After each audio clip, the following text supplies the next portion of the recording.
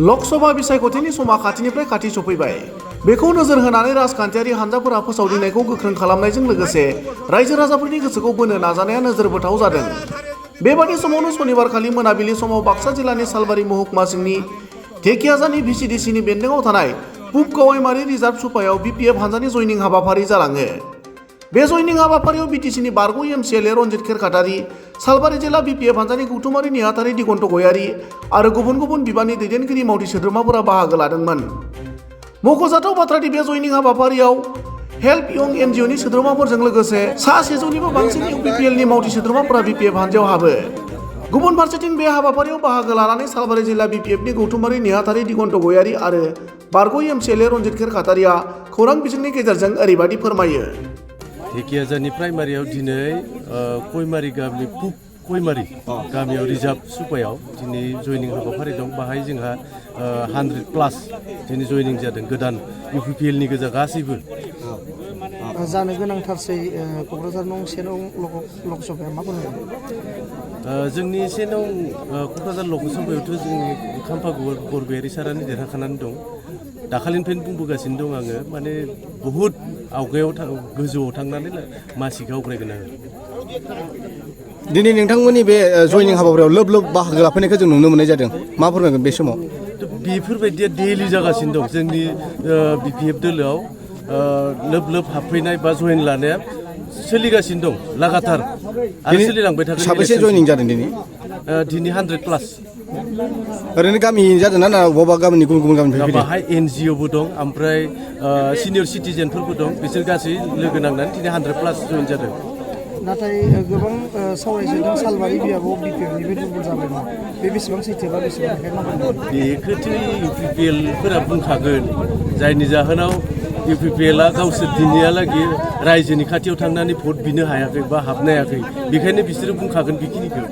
खिन्थु जोंनि दोलोआनो दिनै बहुद स्ट्रं आरो सानसे साननैनि गेजेराव एबसुनिफ्राय 20निफ्राय 30 जन माने एबसुनि सोद्रोमा जोंनि बिपिएफ दोलोआव जयेन जानो थांगासिनो दं सालबारि कनस्टिटिउसननिफ्राय।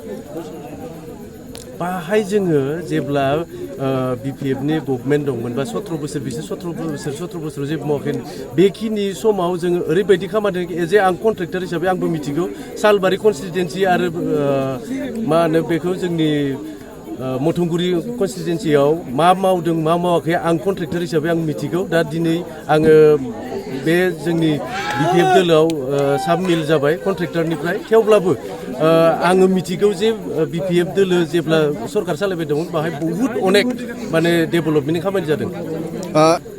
बेवहाय मा खहा जानो? बिथाङा जेबोखौनो मावना होनो हाखायाखै नालाय, बेखायनो रायजोफोरा बिथांजों रावबो थांफायाखै। बेखायनो जोंनि दोलोआव दासिमबो हाबगासिनो दं बा इउपिपिएलनि गभर्नमेन्ट थासान्दियावबो जय मोसाहारिजों थाङाबासिनो दिनै जोंनि दोलोआवनो हाबफैगासिनो दं। बिथांखौ बाखिराम होनना बुंदों, माबा मोनसे फोरमायगोन नामा? बेखौबा मा साननानै सारा दोनदों बेखौ आं मिथिला। बाखिराम मुसाहारि होनना दाखालि आं निउसाव मोन्दों, खिन्थु मानि थाखाय दोनदों आं बेनि सायाव आं जेबो बुंथिनो हानाय नङा। मानो होनबा बिसोर सानैनि गेजेर सिङाव मा हाबसोना दं बेखौ आं जेबो मिथिया। बेहाय दिनै बहुद गेदेर मोनसे जयनिं जालांबाय। एनजिअनि गथ'फ्रा सब जयेन जाजोब्बाय आरो इउपिपिएलनि खायसे दङ जयेन जादों। दा खोथाया जाबाय मा, प्रमद बर' बिथां जिथु सरकार सलायदो बिथांनि प्रति रावबो सन्तुष्ट गैया। बे ओनसोलनि रायजो राजाफ्रा बिटिसिनि ओनसोलनि रायजो राजाफ्रा रावबो सन्तुष्ट गैया। एखेबारे ओंखायनो दा मा जादों, बिसोरो सदस्यफोरभाबै ओंखारबोदों जे बुंदों जे जोङो बिपिएफ दलावनो जों जयेन जागोन, जों जगदान जागोन। 100% बेयाव जेबो सन्देह गैया। दिनै एखेबारे क'क्राझार समस्तियाव जेसेबां जोंनि बर' मानसि दिनै लोब लोब जयेन जाबाय दङ आरो बिभिन्न जनगोष्ठी, दिनै मुस्लिम, दिनै अन्यान्य जिब्ला जनगोष्ठी दं बिसोरबो एखेबारे जयेन जाबाय दङ। साबेसे जयेन जादों दिनै? साबेसे जयेन जादों दिनै? 50नि बारा, 50नि बारा। गुबुन गुबुन दोलोनिफ्राय फैनाय नामा? गुबुन गुबुन दोलोनिफ्राय फैनाय? एनजिअनिफ्राय फैदों गथ'फ्रा आरो ओमफ्राय इउपिपिएल दलनिफ्रायबो दं। जिहेतु नैसेनाव सालबारि बियाबनिनो बिपिएफनि एमसिएल जय मुसाहारि बिथाङा इउपिपिआव जयेन जाहैबाय बेयाव माबा मोनसे दुर्बल जाबाय नामा बिपिएफआथ' जेबो दुर्बल जायाखै बर'न्स बिपिएफनि जेसेबां कर्मिफोर दङ जायजोफोर दङ बहुद मोजां सोमोन्दो बिथाङा गोबां कर्मि लांदों होनना फोरमायदों गैया बिपिएफनि कर्मि कर्ताफोर लांनो हायाखै ओरैनो साधारन मानसि हयथ' साफा सानै लांदों बे बेलेग खोथा खिन्थु अरिजिनेल कर्मि बिथाङा लांनो हायाखै आरो थाङाबो बिथांजों रावबो थाङा बिथाङा बे 4 बोसोर कार्यकालाव सालबारि समस्तियाव मा मा मावदो डेभेलपनि बेलायाव गासैबो रायजो राजाफ्रा मिथिखागौ बेसेबां मानसिखौ माबायदि थप प्रमोसन खालामदो बेखौ रायजोफोरा गासैबो मिथिखागौ ओंखायनो बेजों रावबो थाङा खिन्थु सालबारियाव जोंथ' 1 नाम्बारावनो सालबारि समस्तिनिफ्राय 1 नाम्बार भट मोनगोन जोङो 1 नाम्बार पजिशननि भट मोनगोन 1 नाम्बार पजिशननि भट मोनगोन दा थिग काउन्टखौ जों खालामा खिन्थु 1 नाम्बार पजिशन जों मोनगोन आरो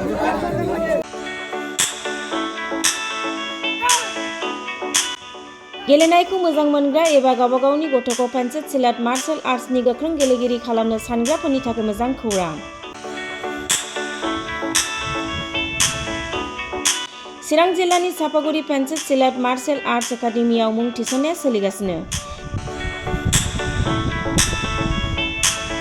नोंथांमोना नोंथांमोननि गथ'खौ सापागुरि पेन्सिल सिलाट मार्शल आर्ट्सनि एकाडेमियाव मुं थिसननो हागोन।